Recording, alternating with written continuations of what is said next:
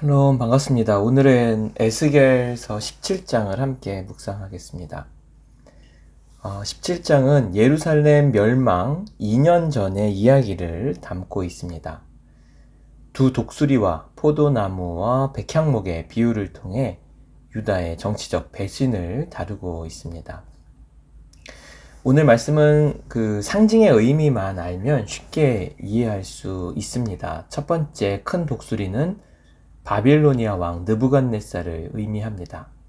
백향목은 다윗의 왕조를 의미하고 레바논은 예루살렘을 상징합니다. 독수리가 연한 가지를 꺾는다는 것은 주전 597년 느부갓네살이 예루살렘을 침공하여 여호야긴 왕을 폐위시키고 여호야긴의 삼촌이었던 시드기야를 왕으로 세웁니다. 즉 독수리가 가져온 씨는 유다의 시드기야 왕입니다. 바빌로니아가 시드기야를 왕으로 세워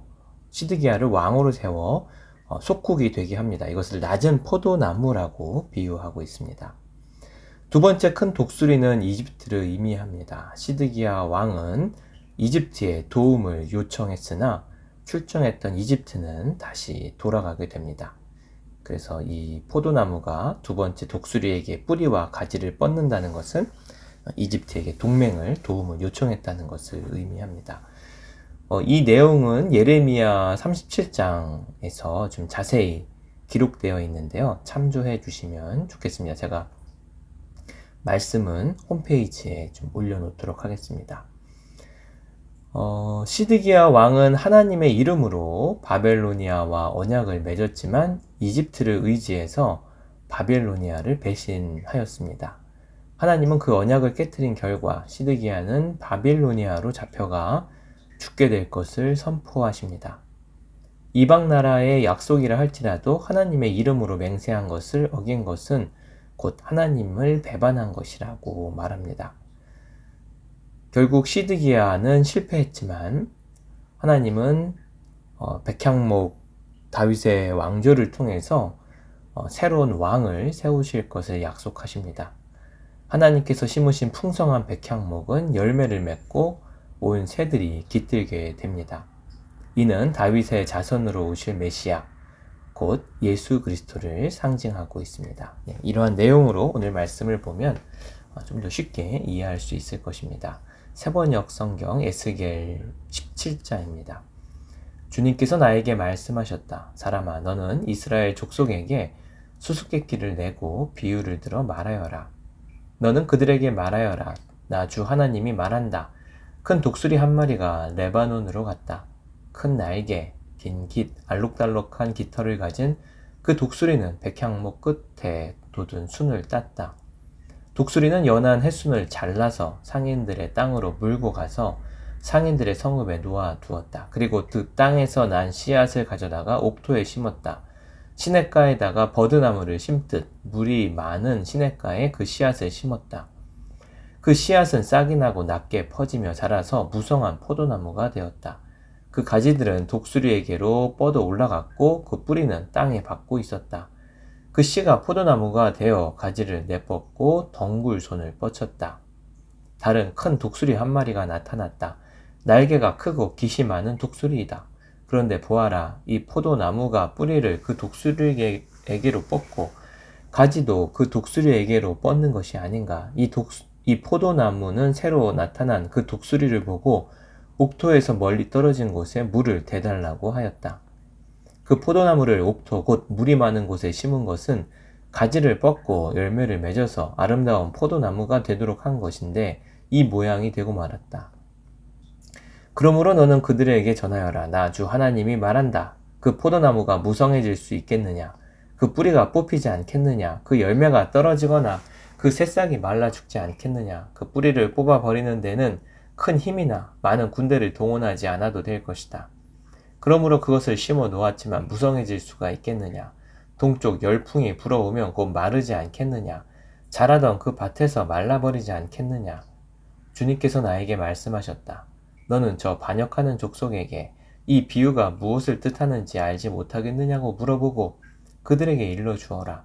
바빌로니아 왕이 예루살렘으로 와서 왕과 지도자들을 붙잡아 바빌로니아로 끌어갔고 이 나라의 왕족 가운데서 한 사람을 선택하여 그와 언약을 맺고 그에게 맹세를 시킨 다음에 이 나라의 유능한 사람들을 붙잡아 갔다.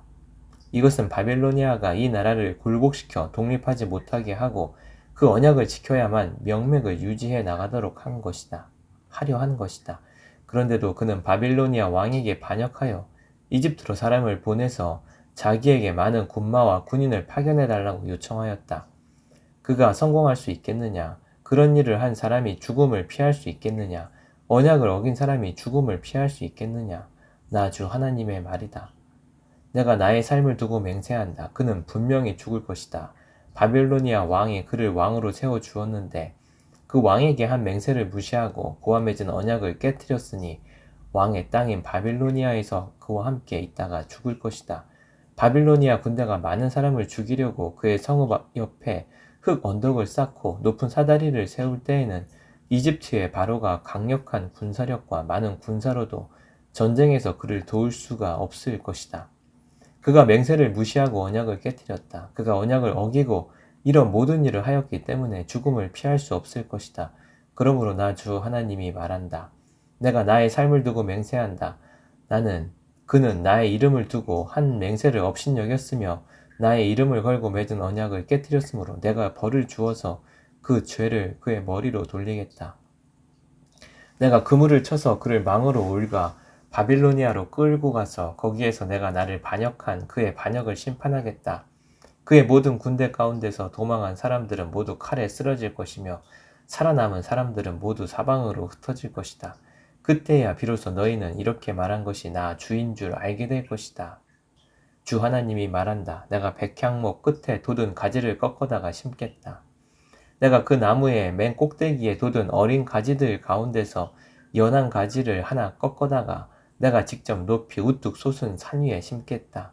이스라엘의 높은 산 위에 내가 그 가지를 심어 놓으면 거기에서 가지가 뻗어 나오고 열매를 맺으며 아름다운 백향목이 될 것이다. 그때는 온갖 새들이 그 나무에 깃들고 온갖 날짐승들이 그 가지 끝에서 보금자리를 만들 것이다. 그때야 들의 모든 나무가 나 주가 높은 나무는 낮추고 낮은 나무는 높이고 푸른 나무는 시들게 하고 마른 나무는 무성하게 하는 줄을 알게 될 것이다. 나 주가 말하였으니 내가 그대로 이루겠다. 아멘. 하나님께서는 유다의 우상 숭배에 대한 심판으로 바빌로니아를 사용합니다. 그곳에서 70년간 포로 생활을 하면서 회개의 시간을 갖게 하셨습니다. 그러나 유다 왕 시드기야는 하나님의 뜻을 저버리고 이집트와 동맹을 맺어 바벨로니아로부터 벗어나려고 합니다. 오늘 말씀은 이에 대한 심판을 다루고 있습니다. 우리는 징계도 하나님의 사랑인 것을 볼 수 있어야 합니다. 징계는 자숙과 회개의 시간입니다. 견디고 기다려야 합니다. 징계 끝에는 항상 하나님의 선물인 희망, 메시아를 약속하십니다. 새로운 왕, 그분이 오실 때 우리의 인생은 꽃이 피고 진정한 안식을 얻게 됩니다. 오늘 말씀에서 중요한 단어가 백향목입니다. 에레즈라는 히브리어인데요. 단단하다, 강하다라는 의미입니다. 백향목은 다윗의 왕조를 상징합니다. 첫 번째 백향목에서 나온 시드기야는 잘못된 선택으로 하나님의 심판을 받게 됩니다. 그러나 두 번째 백향목에서 나온 메시아는 온 세상을 구원합니다. 저와 여러분을 구원하십니다. 오늘의 묵상입니다. 나는 어디에 뿌리를 내리고 있습니까? 내가 중요하게 여기는 곳은 어디입니까? 나의 힘의 원천은 어디입니까? 사랑의 하나님, 오직 주님의 말씀에만 뿌리를 내리게 하옵소서. 예수님의 이름으로 기도합니다. 아멘. 예, 오늘은 너는 시냇가에 심은 나무다라는 말씀을 같이 나누고 싶습니다. 너는 시냇가에 심은 나무라. 하나님의 사랑 안에 믿음 뿌리 내리고 주의 뜻대로 항상 사세요.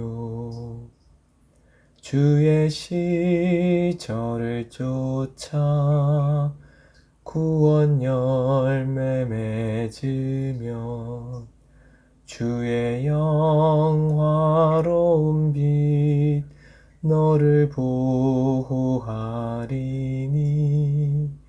주의